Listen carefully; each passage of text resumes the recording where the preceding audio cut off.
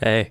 Well, it's been a long time coming, considering I've already gotten this weird number of subscribers since announcing that I would do this, but welcome, one and all, to the Lanooski 100 subscriber Q&A. I am Lanooski, or Dylan, or Douche Canoe, or Queerbag, or Farty McFartface. All the various nicknames I've gotten over the years. God, this motherfucker's squeaky as shit, and I don't know if that's gonna interfere with what I'm trying to accomplish today. Probably not. I mean, you can just call this the squeaky one, the squeaky vlog, the squog. This is the squog. Rolling in from off screen. You got a dangly mic. You got a dangly mic going on here. You got these glasses on, which you technically don't even need to wear. I'm gonna get some obvious comparisons to another big YouTuber. As if I'm big. I'm gonna get comparisons to another YouTuber. You know the one. Rice gum. I hope to God this thing doesn't pick up unwanted noises such as dryers opening and closing upstairs, or air conditioning, which is going to turn on while I'm recording this, because that's just the kind of luck that I tend to have when I'm doing these sort of things. But regardless, let's go ahead and get started. Let me just go ahead and pull up my questions here. Oh, no, that's not what I'm doing. June's actually gonna read me the questions. She's chilling off screen, like just outside this frame, actually. Yeah, June's here. Say hi, June. Hey guys, it's me, June. I'm totally here. Yeah. For real, I'm here. She's totally here, you guys. She's like actually here, guys. Right here, right now, guys. A recurring problem whenever I do one of these things is the brightest light that's currently keeping me lit is lining up with my pupils, and I'm looking like some kind of Satan spawn right now. Anyway, let's get started with today's questions. The first of which is from my boy from across the pond. Met him through Steve Martin's masterclass. Jay, what kind of taut, tight, slick, individual question does he have for me today? Oh, Jay. Oh, god damn it, Jay.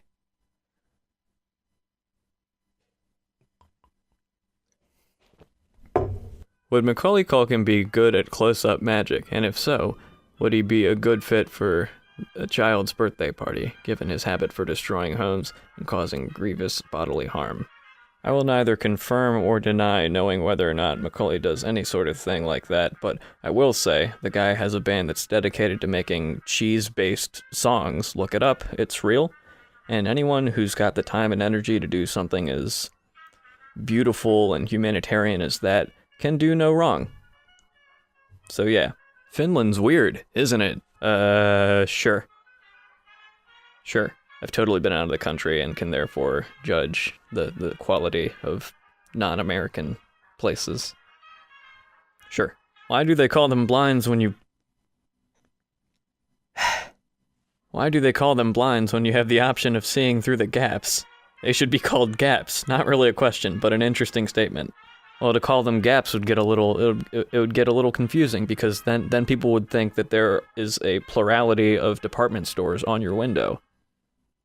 And that's a little fucking weird, don't you think, Jay? Mikael Flatley is Lord of the Dance. A bunch of dead kids are collectively the Lord of the Flies. What is Lord? Satan. Satan is Lord. You plebeian. Science? No thanks. Why do I find the exterior of car dealerships aesthetically pleasing? Well, as the son of a car dealership manager of several decades, you'd think I know the answer. I don't. My dad would. Let me go get my dad. Car dealerships are scientifically formulated in order to attract the most eyes it possibly can. Therefore, the architecture of said dealership is artistically crafted to be as shiny and appealing to the modern consumer as possible. I'm Dylan's dad.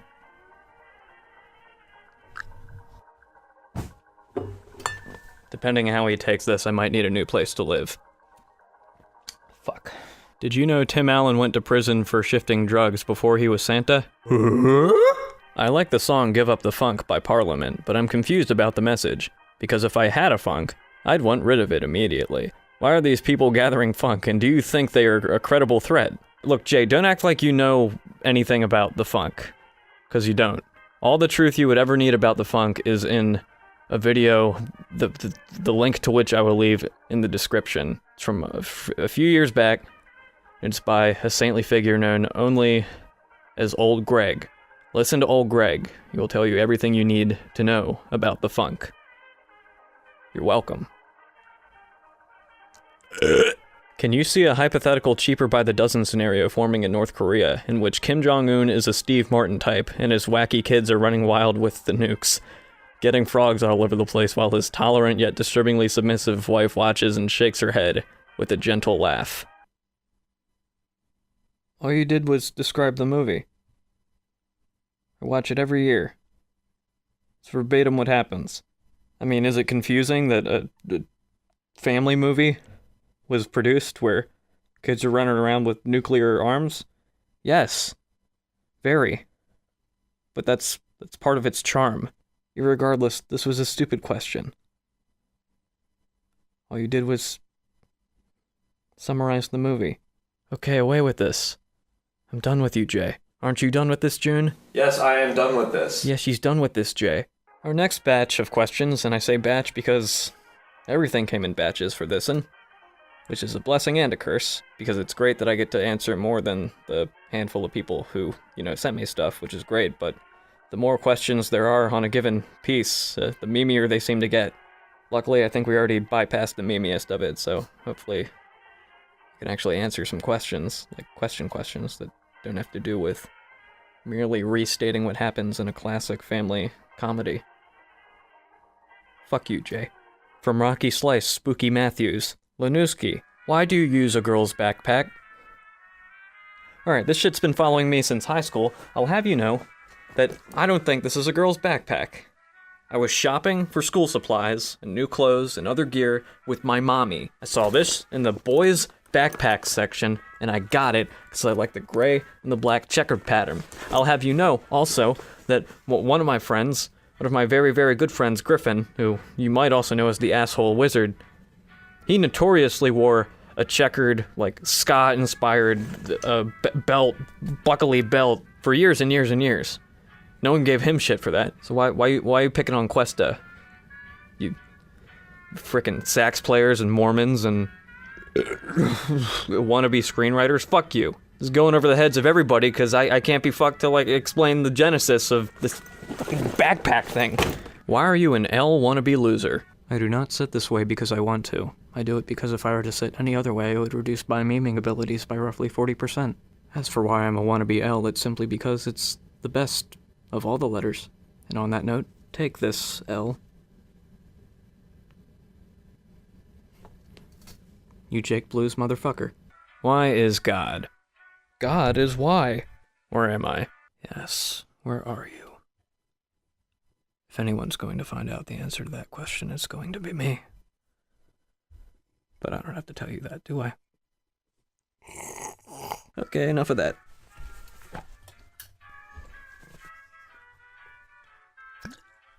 I don't know why I did that. Why are you such an amoeba? I am not a single-celled organism because I want to be. I just am. So these next few are from my dude, the Golden Bolt. We've been subbed to each other for a good while, and I just want to say that he is probably one of the nicest, most knowledgeable dudes you'll ever find in the realms of game history and game review. Why is anime a mistake? Anime is a mistake because Proto-senpai, that being Hideo Tezuka, once said in an interview somewhere sometime that it was. And he is God. So, don't question him. Where did my dad go? God damn it. I'm your dad, your siblings, whoa, plot twist, just Shyamalan. He's so hard to get. What's your favorite brand of motorized scooter for old people? Well, obviously the offshoot of Vespa, known only as Vespa! I hear Jimmy the Mod's riding around on one of those these days. You get my reference, sub-bass? Alright. Show Daddy you're red. Show Daddy that you're worthy of his affection. Name the reference without Wikipedia. Don't use Wikipedia, I'll know. Hold me? Too far. Away, that is. If I knew where you were, like, sure, totally, no. Totes, I would. A little too far away. A serious question, thank God. What are some of your biggest inspirations on YouTube? Okay, the list of people who I both watch and am inspired by to any extent is so long that I'm actually reshooting my answer, because goddamn, it went on for a long time. I'm gonna try to distill it into like 3 bullets if I can. First off, I come from the generation that was raised on the angry video game nerd and the nostalgia critic. I know, big shock. I've been telegraphing that subconsciously to people for about a year now. But yeah, they essentially pioneered a whole way of analyzing and lampooning different media, and along the way, their production values have essentially set the standard by which all others like them are measured. And I continue to watch them to this day, and I still think they're pretty fucking good. Even if they don't peak quite as often as they used to back in the day, you can't stay that consistently great forever. Regardless, though, I love them. I love them. Next, we've got, this is a bit of a cheat here, the entire collective of Game Grumps and Sleepy Cabin, a bunch of animators gone podcaster and Let's Player. With Ego Raptor in particular, I remember growing up with his Newgrounds cartoons and continuing to watch him when he made the jump to YouTube out of financial reasons. And even if I was in that butthurt crowd that got really mad when he started doing Let's Plays, I was eventually won over by the Game Grumps channel, and I can honestly say that that is the only Let's Play channel I watch, with occasional exceptions, of course, from like stuff like Oni Plays and Super Mega. I just love the output of all those guys, you know, between him, Danny, Jontron, Susie, Ross, Barry, everyone else who's joined the team along the way. It's just positive, it's nice, it's a real underdog story when you think about it, just having to deal with the algorithm changing on YouTube and everything and just strategically reformatting the way you entertain people. Really the trajectory of all their careers, be them Ego or Oni or Psychic Pebbles or Rice Pirate, they're all just like textbook lessons on ways you can make it in an industry that's seemingly trying to fuck you every step of the way. More than anything else though, they brighten my day, which is great. Last but certainly not least, Christopher Bingham, aka Bing, aka High Five Spaceship, aka Slamazovo. He's had many a moniker in his time, who started off doing a bunch of short films while he was in uni.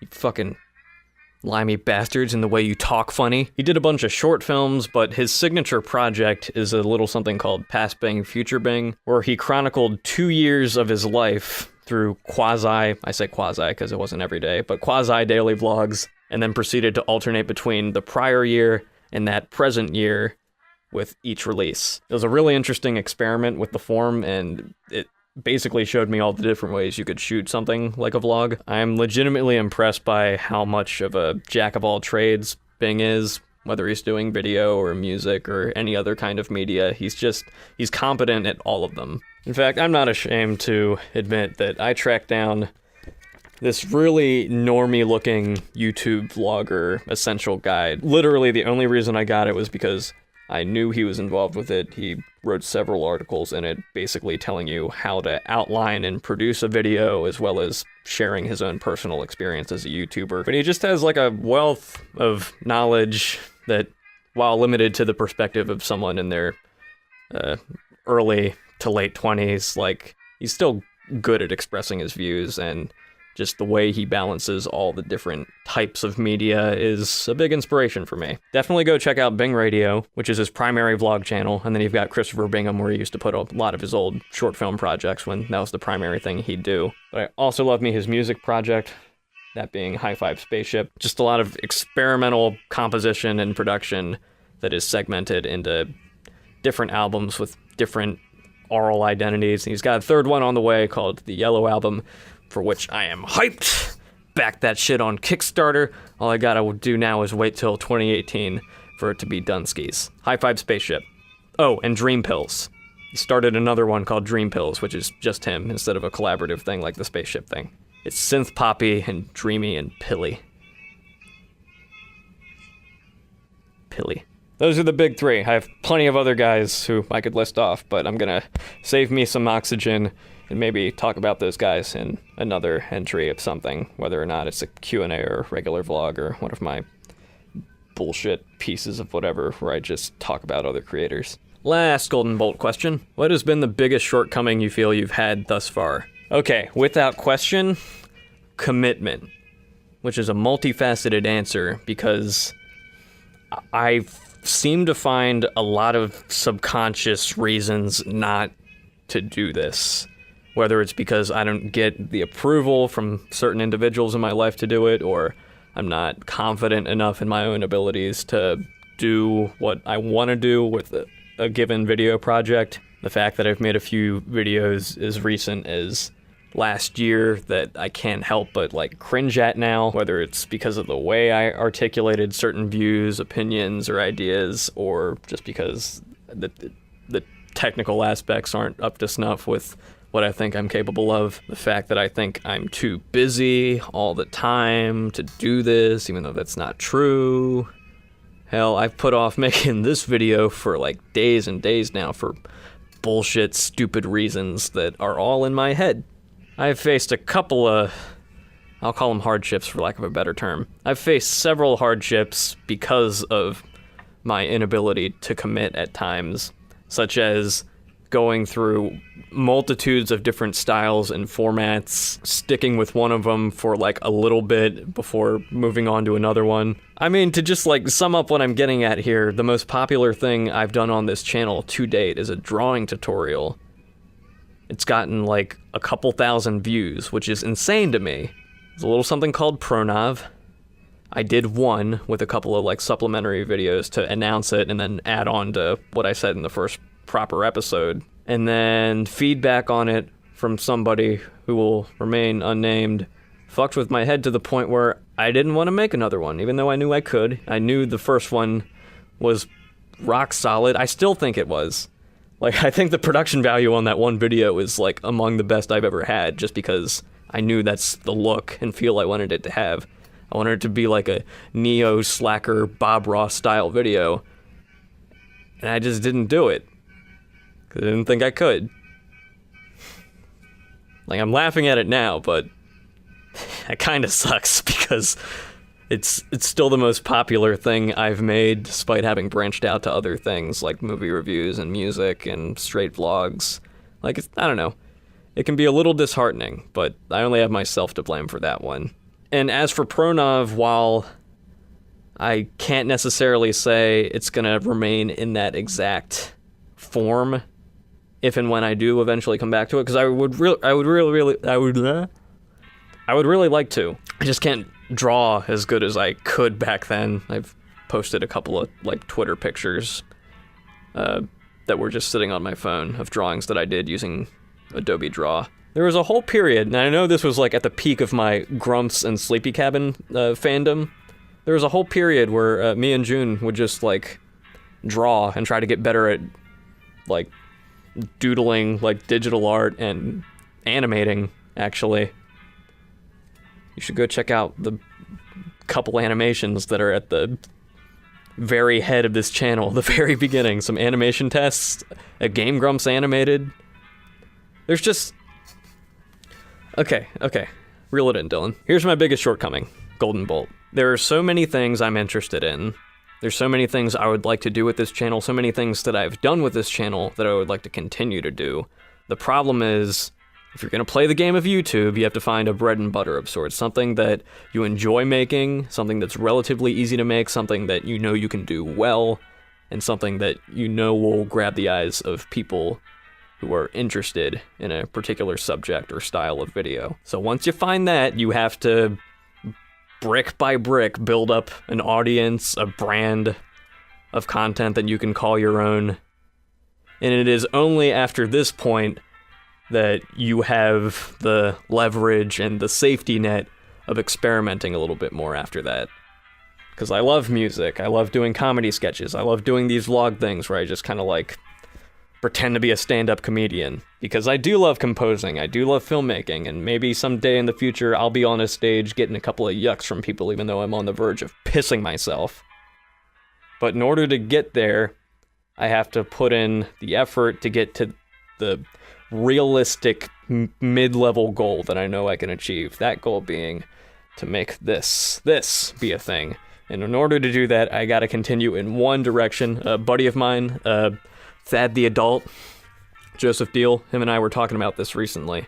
And I think the key to making that happen is consistency in what you're doing. You're allowed to share yourself. You're allowed to share all of your various interests, all your various ambitions, but you gotta have a go-to. And for me right now, the go-to is definitely gonna be media reviews, analysis, stuff like my Death Note reviews, stuff like Art for Language, even though I'd like it to be better than both of those as I go along. With an occasional vloggy type thing, documentary update, what have you, or hangout session.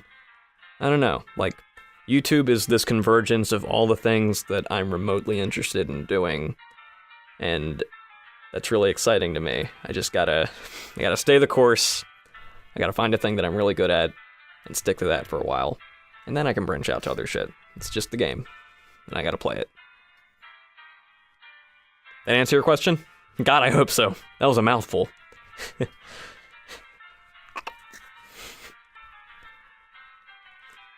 Please don't leave me. And from Abstract Music Wunderkind, Alex Taylor, how's the uke? Just stop your crying, it's the sign of the times. Welcome to the final show. Hope you're wearing your best clothes. We've never learned, we've been here before. How come we're always stuck and running from the bullets? The bullets.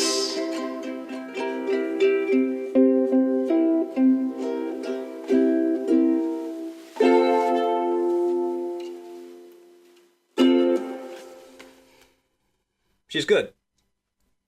Thanks for asking. God, I already know for a fact this is going to be a long one, so, few things, just to, wrap up. Quick little update on that short film I mentioned when I drank Captain Morgan on camera, for some reason. Me and one Stephen Waters are officially done with the screenplay for our short film, Closure. This copy I am holding in my hand was what I thought was going to be the final draft. And then we proceeded to make another 1 or 2 runs over it today, actually. And it was only after this point that Steven said, hey man, I think we're done. Now, a script, technically speaking, is never actually done. There are all sorts of rewrites that can happen at any given time, even during, filming. But just to hold something in my hand that's going to be produced with a team of people who I love to work with, it's really exciting. I'm hoping to get it done sometime in this coming winter.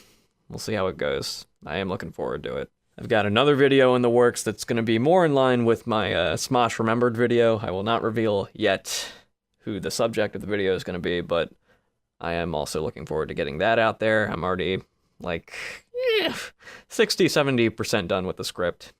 I'm still going to have to shoot it, so no guarantees on when it's going to drop, but it's going to be, like I said, in line with the kind of thing I'm now striving to do with this channel for the time being. Last but not least, I would just like to thank everyone for sending in their questions, memes, or otherwise. It's been a lot of fun doing this. A lot of fun.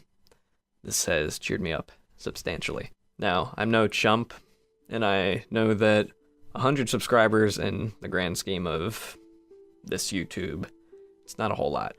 In fact, it's quite minuscule. The fucking cat is scratching on the door to the basement right now. She knows that the other humans in this house are asleep and that I am a busy man, and yet she continued to disrespect the craft of the vlog. Yeah, take a wild guess who else I watch.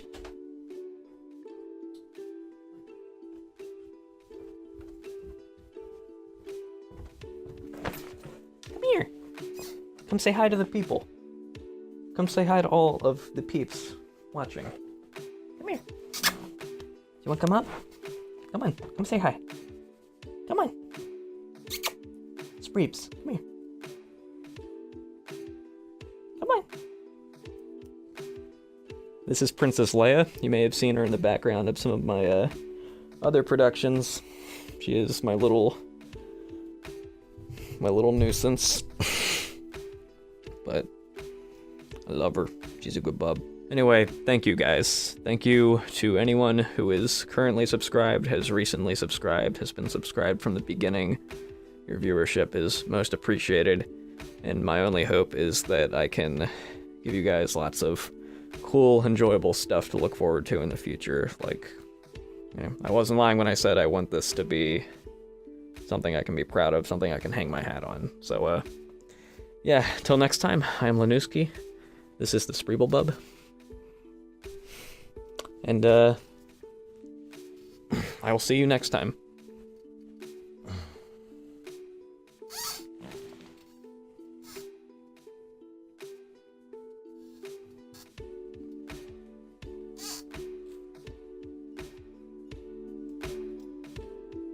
She never lets me hold her this long.